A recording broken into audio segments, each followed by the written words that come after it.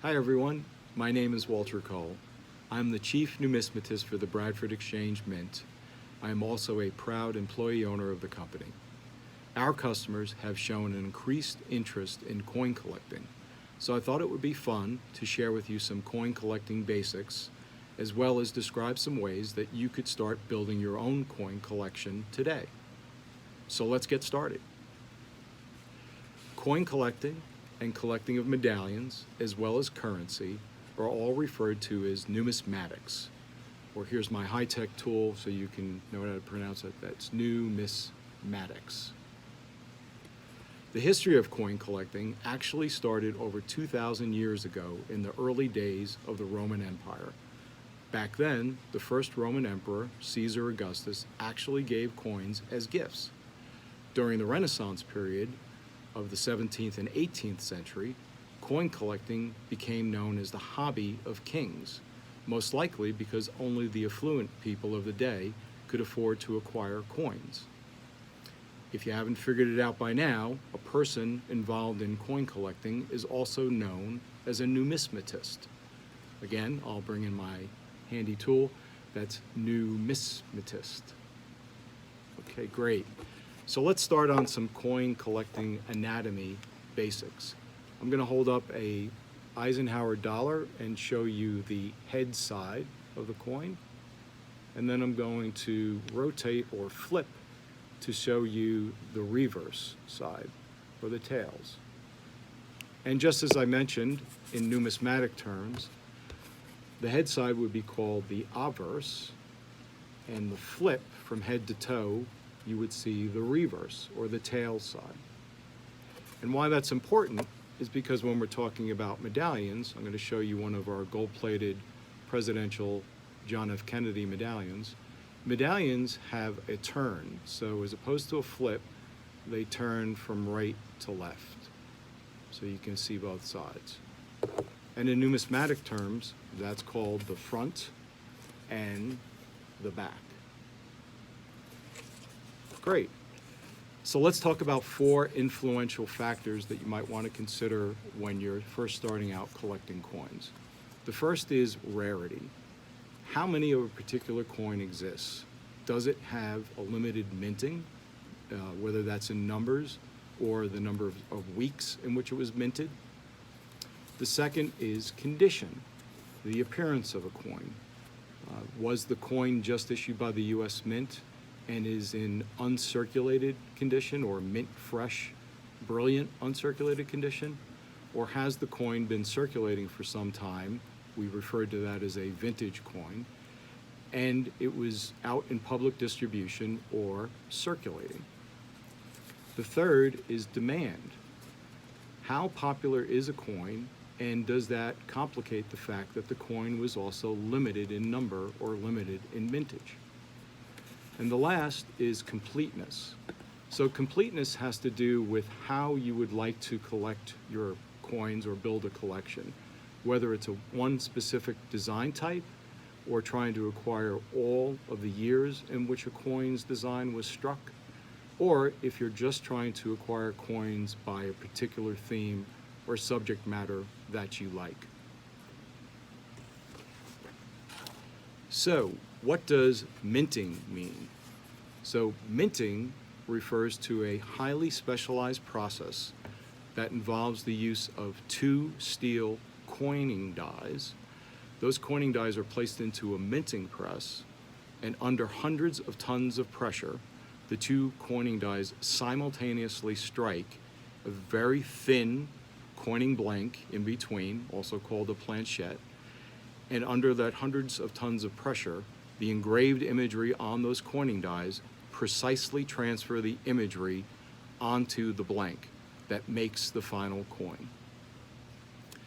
You know, today in our ever-increasing digital age, coins remain as a permanent and tangible and artful form to be able to tell stories of the past, communicate events of present day, as well as you can literally hold history in your hands when you're holding a coin. All right, so now I'd like to give you some more information and some history about the U.S. Mint. Here we go. The United States national banking system was established in 1784 under the first Secretary of Treasury, Alexander Hamilton. Yep, that's right, the same founding father who was celebrated in the Broadway musical Hamilton. In 1792, Hamilton also established the U.S. Mint. Here's an example of the first silver dollar of the United States called the flowing hair dollar. On the obverse, you can see an image of Liberty with her flowing hairstyle, and above her head, the word Liberty. On the reverse, you can see the first appearance of an eagle as the United States national symbol, and a tradition that continues today as a symbol of freedom and pride. Today, a surviving example of this coin might be worth several $1,000s, or in 2013, an auction record was set for a flowing hair dollar and achieved $10 million at auction for a mint state flowing hair coin. The earliest coins minted by the United States were actually inspected by our First Lady, Martha Washington. In this 18th century painting created by John Dunsmore, you can actually see Martha Washington inspecting the coins, and the title of the painting is called Inspecting the First Coin. The first U.S. Mint facility was located in our nation's capital at the time of Philadelphia. Today, there are 4 modern minting facilities that the U.S. Mint uses to produce all of our nation's coinage. They are located at Philadelphia, Denver, San Francisco, and West Point. Today, fortunately, things have changed for the growth and popularity of coin collecting, making it both accessible and affordable for everyone to enjoy the hobby. Collecting coins is also a great way for parents and grandparents to connect with kids by sharing stories from the past and creating new and lasting memories for the future. So where should you begin? Where to start? Well, the Bradford Exchange Mint has several curated collections of complete United States coins for statehood coins, for national parks, for U.S. presidents, and most recently, for American innovation. This series, which started in 2018, will run for 10 years with $5 being issued per year. They're minted for just 10 weeks each, and each will celebrate a different inventor or invention from that state. So for example, I have the Massachusetts. This is our collector panel, where you can see 2 brilliant uncirculated condition coins are housed. But it's a wonderful educational story and background on the inventor or the invention. This one is about the telephone, and Alexander Graham Bell continues on the back side of that panel. And another would be New Jersey, celebrating the invention of the electric light by Thomas Edison. So there you can see the coins that are held in a clear blister to protect them. And again, full stories on the back and the front. So make a wonderful way to enjoy coins and an educational experience for everyone. Another great way you can participate in coin collecting is with genuine U.S. silver dollars. So the first coin I'm going to show you was minted over 140 years ago and is known as the Morgan silver dollar, or the king of all U.S. silver dollars. I'm holding the coin in its raw state outside of a capsule, so I'm wearing white cotton gloves, which is always recommended, so you don't transfer any of your natural skin oils onto the coin surface. So this coin was designed by George T. Morgan. He was the 7th chief engraver of the U.S. Mint. He came over from Birmingham, England in 1876, and this coin was his first silver dollar, first minted in 1878. The obverse depicts an image of Miss Liberty, and on the reverse we can see Morgan's iconic bald eagle with outstretched wings design. Again, it contains 90% silver. It measures 1.5 inches in diameter, so quite large. And it was first struck in 1878 to 1921, which means this year we'll be celebrating the 100th anniversary of the last minting of the Morgan silver dollar. The next coin is the peace dollar. It followed the Morgan silver dollar, first struck in 1921. This coin was designed by the American-Italian designer Anthony de Frassisi. It was issued in 1921 after the formal end of World War I, which is why it got its name Peace Dollar. But in addition, on the reverse, where we see a standing bald eagle, there is the word peace at about the 6 o'clock position. It's difficult to see on this coin because this one is an exceptionally about uncirculated condition, so it has extra sheen and shine, so the camera can't see all of the raised relief.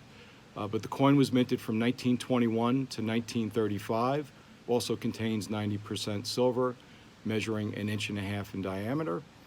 And this year we'll be celebrating the 100th anniversary of the first minting of the peace dollar.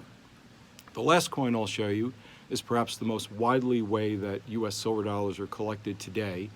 It is the largest, the purest, and the heaviest of all U.S. silver dollars. It's the American Silver Eagle dollar. So this coin was authorized by legislation in 1985 by President Ronald Reagan.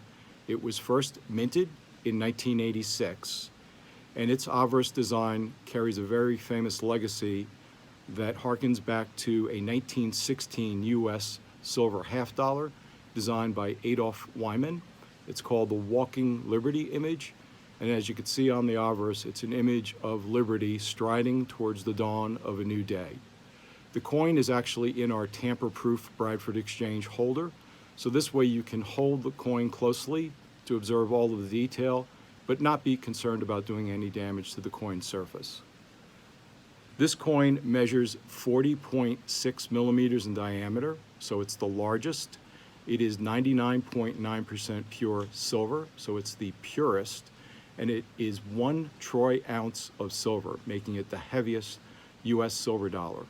The reverse design depicts a heraldic eagle created by John Mercanti, the 12th chief engraver to the U.S. Mint. Mr. Mercanti has since retired, but this design has been in continuous use since 1986.